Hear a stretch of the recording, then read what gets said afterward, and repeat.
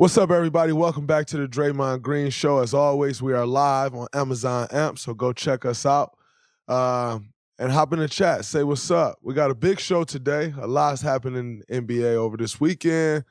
The NBA regular season is coming to an end. It's coming down to the wire, actually. The NBA playoffs are upon us. 20 teams will get in, all with one goal.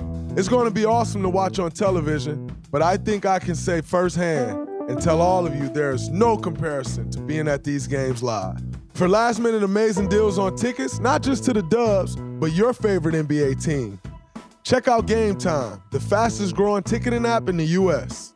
And it doesn't stop with the NBA. Game Time has tickets to MLB, NHL, even concerts and comedy shows, too. Download the Game Time app and redeem code GREEN for $20 off your first purchase. Terms apply. Again, download the Game Time app and enter code GREEN, that's GREEN, for $20 off. No matter where you live, get out and have some fun this week. Download Game Time today. Last minute tickets, lowest price, guaranteed.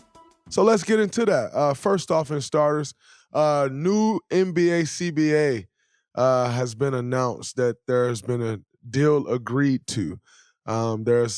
To my knowledge, there hasn't been anything ratified yet, but there's been a deal agreed to, and we know some of the points.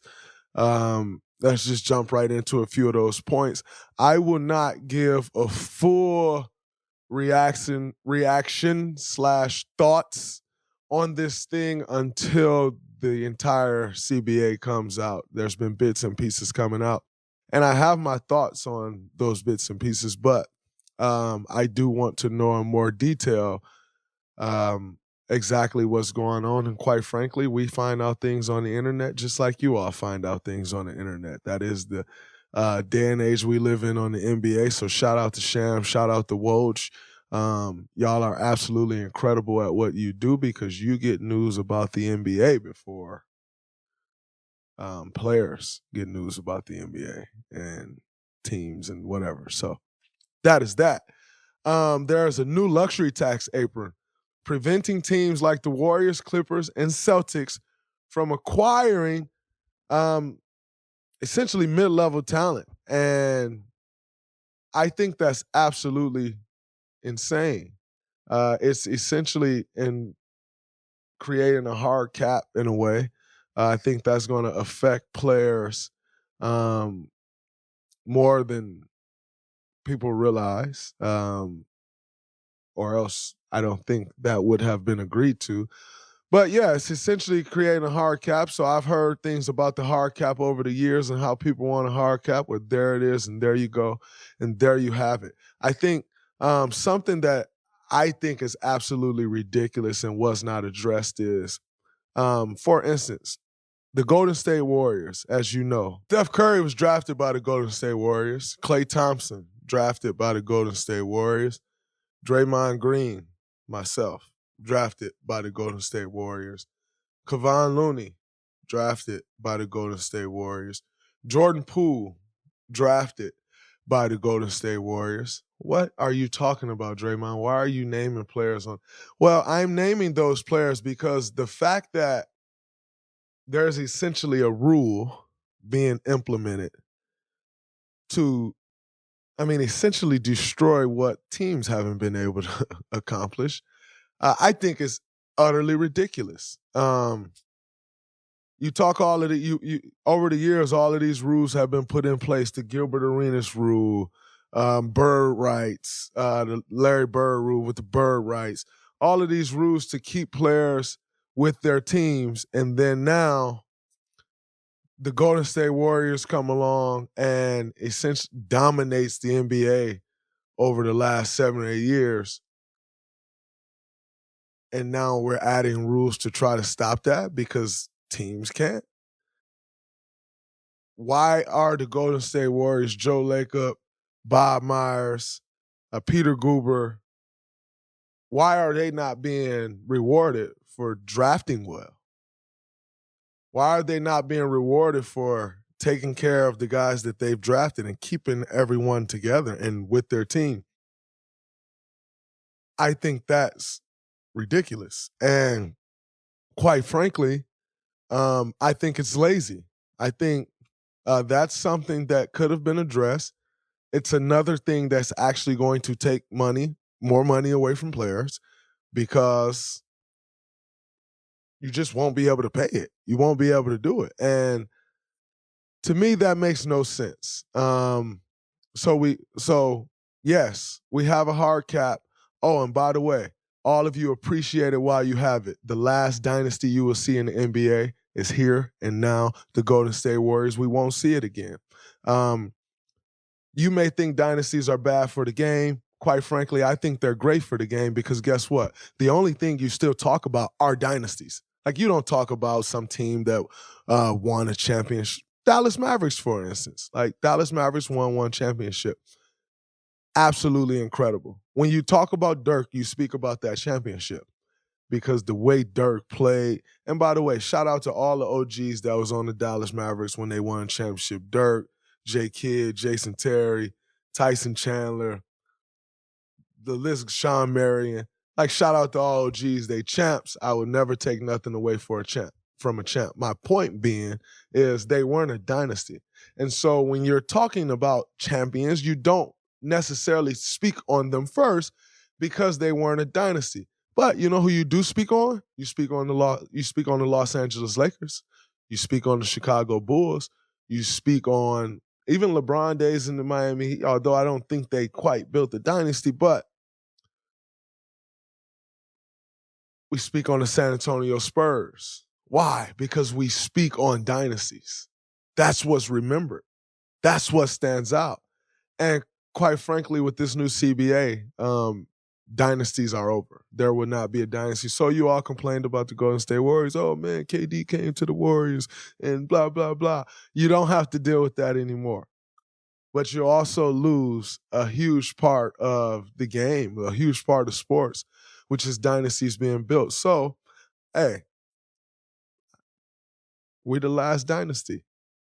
I can't complain about that. I mean, it's ridiculous, don't get me wrong, but hey, you'll always remember us because we're the last dynasty you'll be able to speak of because of the way this salary cap is set up. No way the Warriors should be punished like a team that has went out and got players. By the way, Boston Celtics, Jason Tatum, Jaylen Brown, Marcus Smart, Robert Williams. Those are guys that were drafted by the Boston Celtics. And so, I understand certain situations where teams are going out and getting players in free agency. We've clearly decided that there can be separate rules as far as certain teams go. So why isn't there a separate rule as far as teams drafting guys and being able to keep those guys and then not counting against the luxury tax? Now, if you want to say, hey, you guys should be penalized for Andrew Wiggins, I can't argue that. Could argue it, but I can't argue. I won't argue that. Put it that way. Because we went out and we traded for Andrew Wiggins. Although we didn't sign him in free agency, we traded for him, but I won't argue that. But I named 5 guys on this team that are well above minimum salaries or rookie minimum salaries or whatever that were drafted by the Golden State Warriors, and yet we are the highest tax team? How does that make sense? It actually makes none. And like I said, that is a very lazy thing that I think is done in this CBA. The 20% increase on extensions has been raised to 40%. Can't complain about that. I think it's good, but I also think there could have been other issues that could have been prioritized as opposed to trying to get 40% over 20%. That only helps a very select few of guys who signs a contract extension. Everyone doesn't sign contract extensions. So that'll help you sign, if you sign contract extensions. I'll take it, but there are some other things. 65 minimum games for awards. I can appreciate this, and everyone will appreciate this until you got bums on the All-NBA team and winning awards because someone didn't qualify because they missed 10 games at some point of the season with an ankle injury or whatever. All of a sudden, you don't have Luka Doncic, Steph Curry, LeBron James, Kawhi Leonard, Anthony Davis, the list goes on and on. All of a sudden, you don't have any of those guys on all NBA teams. And then what NBA are we representing? When you look back in history and you got a bum on the all NBA second team or all NBA first team because guys miss some games, it won't be so appreciated then, and everybody will be complaining now. And you know who else will be complaining? I think owners are going to end up complaining when they find a bum that they have to give an extension to that made the All-NBA team, and now they come in there asking you for max and super max and blah, blah, blah because they made the NBA team because guys weren't allowed that played 63 games. Then we'll get to complaining. Because you're going to have a guy making $200 million that produces at an $80 million level because they made the All-NBA team. Why? Because Steph Curry missed some games. He got injured once, then got injured again, and missed a significant amount of games in both of those injuries this year and doesn't qualify for all first team All-NBA or second team or third team, and y'all paying them bum salaries. There's always another side to it. There's always another side to it. And your team that you support is weak because you've paid a bum $200 million. There's always another side to it. This year especially, for example, Giannis, the best player in the NBA. He's currently played 62 games. He'll probably get to 65. But if he got to 64, we're going to say Giannis wasn't one of the 15 best players in the NBA this season? And that's where it gets ridiculous. And so, you know, everybody's complaining about the load management and all of these different things. And say Giannis plays 64 games and he doesn't make the All-NBA team. And then let's say, this will be different in Giannis' case because of years of service, but let's say Giannis doesn't have the years of service and then he doesn't qualify for the Supermax with the Milwaukee Bucks, and then all of a sudden Giannis like, well, forget this. I'm out of Milwaukee and I'm going to Los Angeles because that's better for my brand, and I'm building a production company. I'm going to New York because that's better for my brand, and I'm building a production company. All of a sudden it's working against those lower market teams. Did we process that? Or did we get so caught up in what talking heads are talking about while trying to do a multi-billion-dollar deal, and we got caught up in what talking heads are talking about? That's another interesting one. The in-season tournament does not increase the number of games. Only 2 teams will play one more game. That's making 83 games. I thought, I know when this was first proposed to me for the last 2 years, it was $1 million per player, and somehow $1 million per player, and somehow it ended up at $500,000 per player. With all due respect, I say this: $500,000 is a lot of money. Lot of money. Don't get me wrong. $500,000 is $500,000. $500,000, however, in the state of California, once I make $500,000, I'll probably see about $200,000 of that. $200,000 is a lot of money, don't get me wrong, but $200,000 is not going to force me to play in a game in October or November if I think I'm exposing myself to injury. It's just not. $1 million, maybe. Because then I'm taking home about $450 after tax. It's a little different. But I said all of that to say, not so certain. I'm not sure how that dropped from $1 million to $500,000. I think that was crazy. But in saying that, I don't think it's going to force more guys to play like the idea would be. I just don't think so.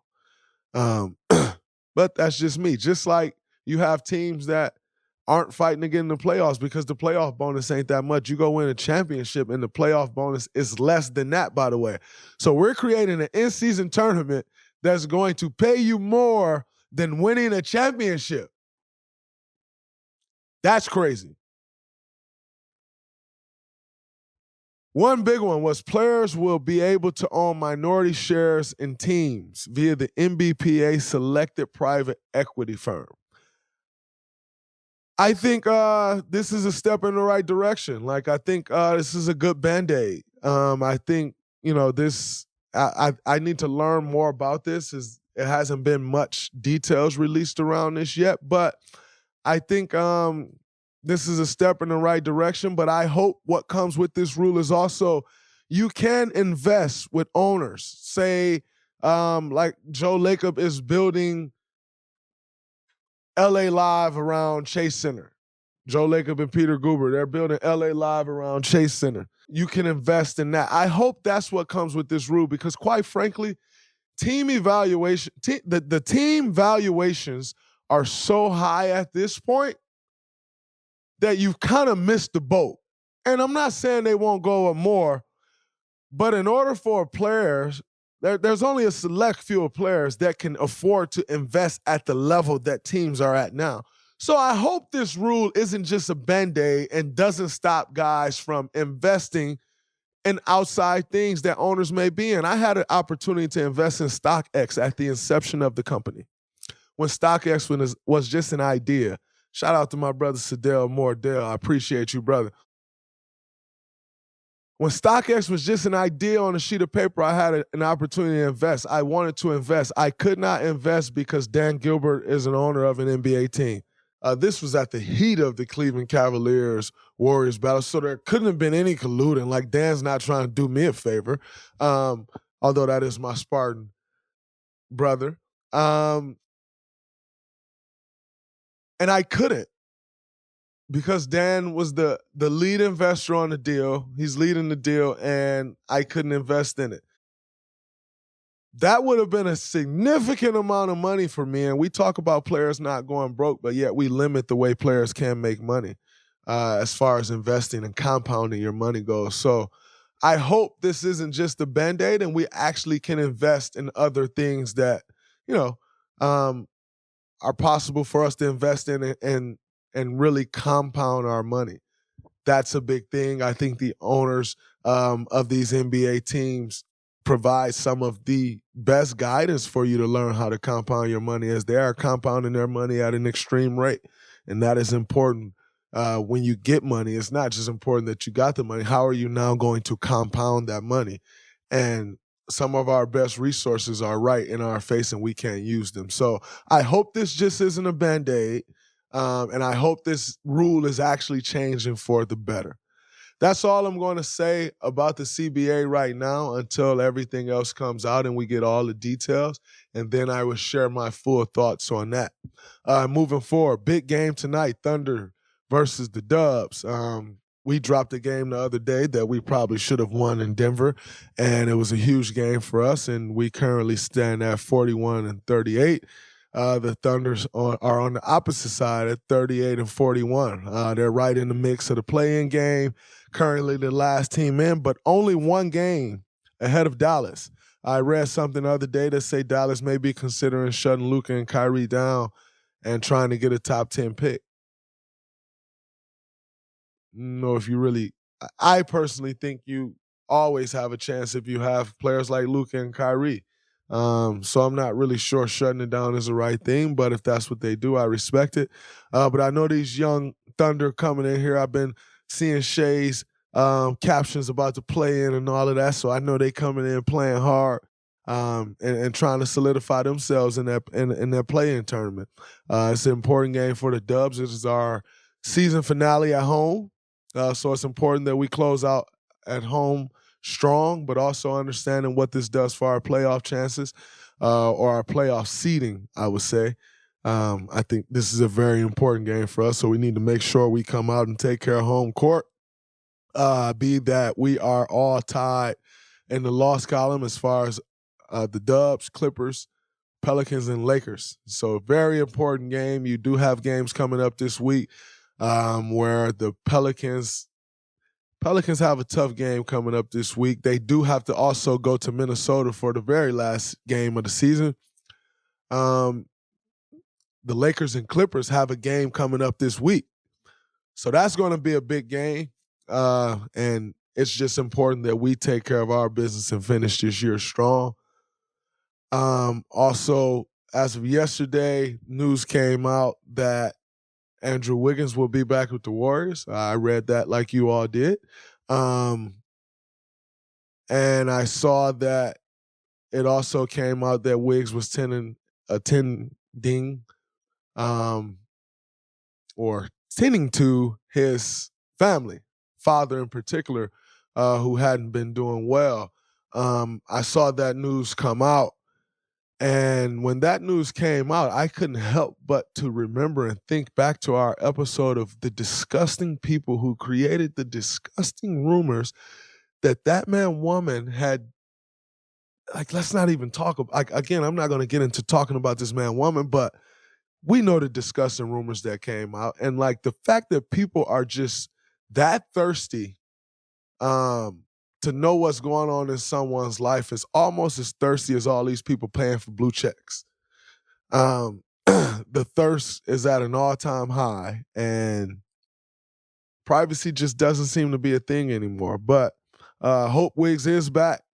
As we try to make this run, he's very important to what we do. So keep my fingers crossed there. And then also, prayers up as well. Lastly, before we get out of here, I would be remiss if I didn't discuss the Angel Reese and the LSU Tigers, national champions. Congratulations, ladies. Absolutely amazing. But Angel Reese and the Caitlin Clark thoughts. I've seen some of the things that people have said, and quite frankly, if I'm honest, I think it's absolutely ridiculous. Angel did this, and everyone makes it like she just went and committed a crime. This is basketball. I beat you, and that is that. You had an opportunity to beat me and stop me from doing this, and you didn't. So you have to deal with that. As you know, I don't want to sit here and make this a race thing. These are two great women's basketball players. Those were two great teams, and I am going to appreciate what they brought to the game, what they brought to our TV screens, how incredible of a game it was. And let's discuss these national champions. These girls go out here and win a national championship, and all we want to talk about is a celebration that happened towards the end of the game.